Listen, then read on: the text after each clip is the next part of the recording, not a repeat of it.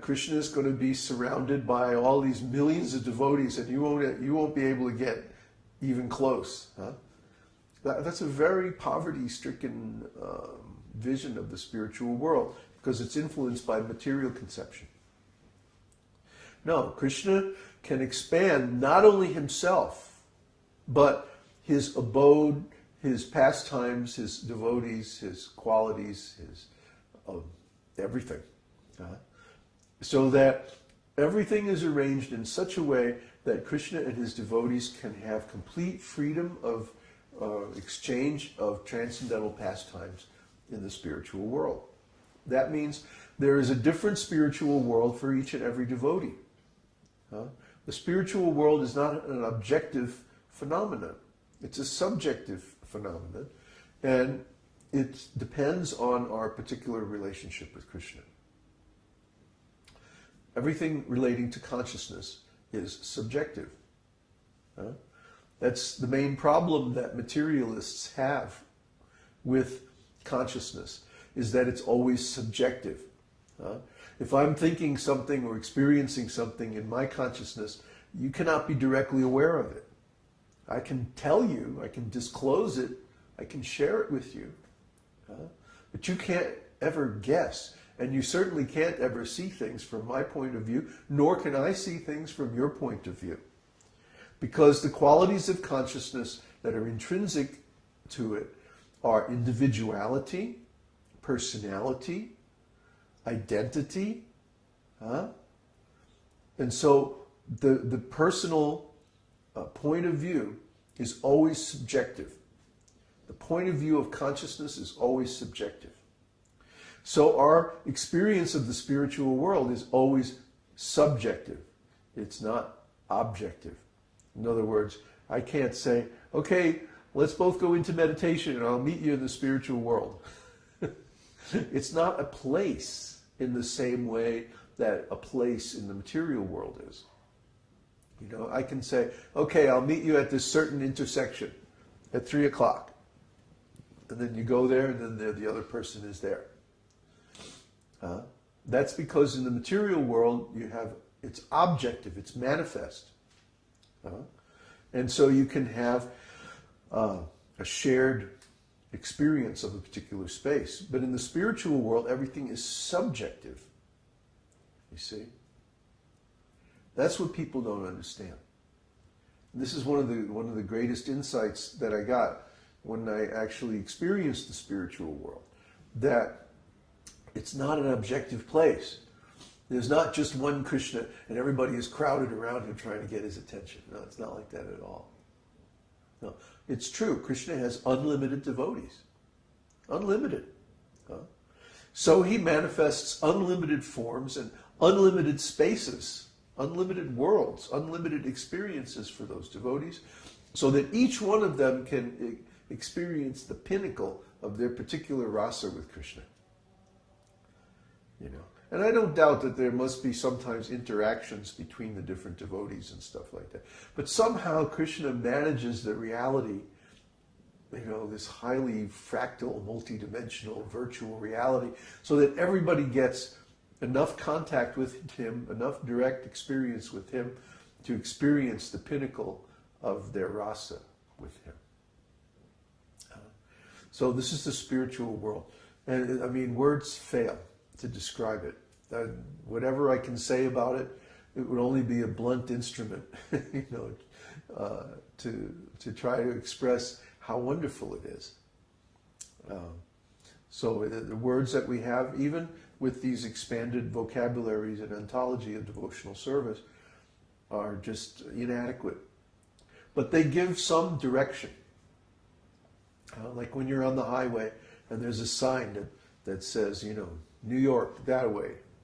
Then you can follow the direction and you actually get there. So the scriptures provide some direction. They describe approximately how it is. You go this way. Head towards something that looks like this, and you'll get there.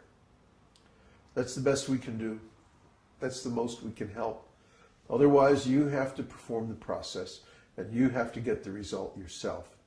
We can't just give it to you like, you know, zap, and oh, okay, now I'm self-realized. No, it doesn't work that way. So, do we have any questions?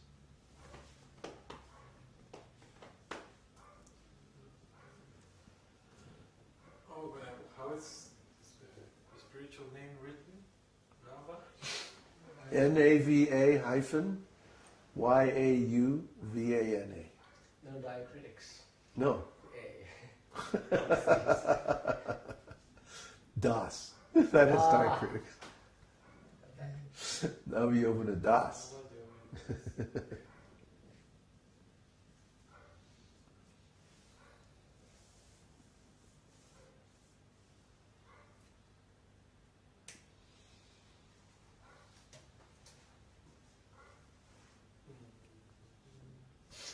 Questions?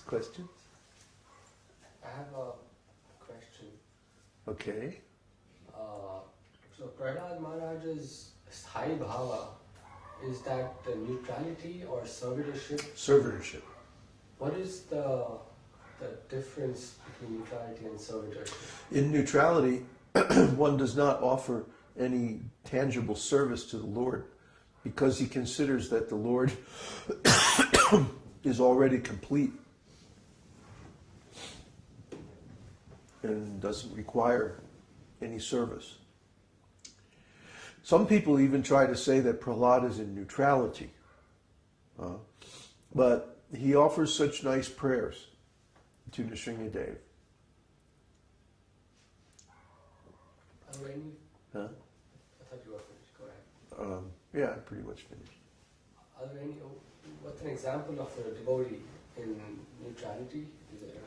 The sages on the heavenly planets. They simply meditate on the Lord. They don't offer any tangible service. I mean, maybe they do different religious rituals and stuff like that.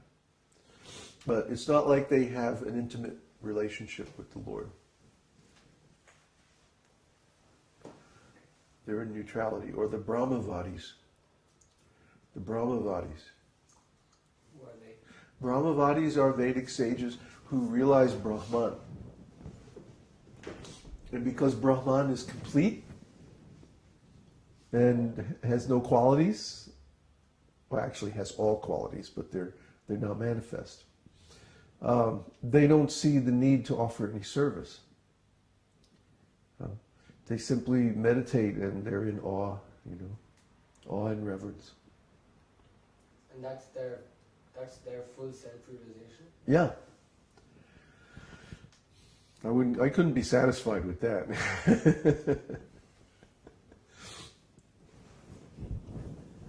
a question from Insi. Oh, great.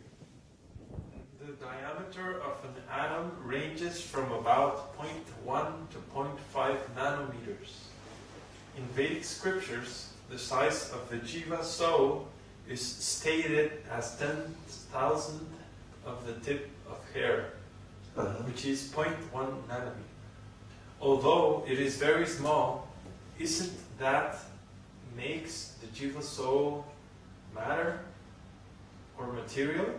Because it has a dimension and size, and the atom is matter and all materials are made up atom. Can transcendental spiritual quality have a dimension at all? No, that's just given for comparison.